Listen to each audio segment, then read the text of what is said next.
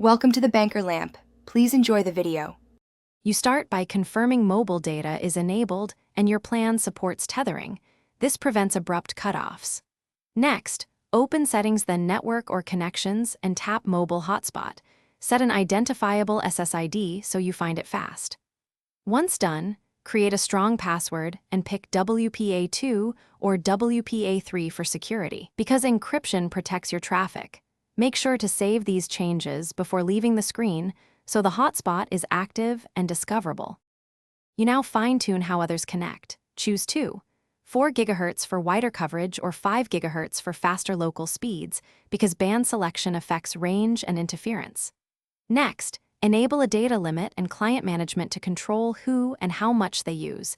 This avoids surprise overages. Also turn on battery saver or schedule hotspot to prevent drain.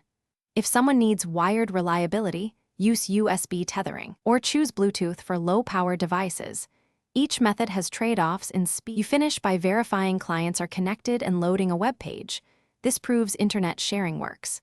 If a device won't join, first restart the hotspot. Simple reboots clear many faults. Once done, make sure no VPN or data saver app is blocking tethering. If problems persist, toggle AP band or re-enter the password and only reset network settings as a last resort because that erases saved Wi-Fi and Bluetooth. This troubleshooting order saves time and preserves configurations. Thanks for watching. If this was helpful, leave a like and consider subscribing. See you next time.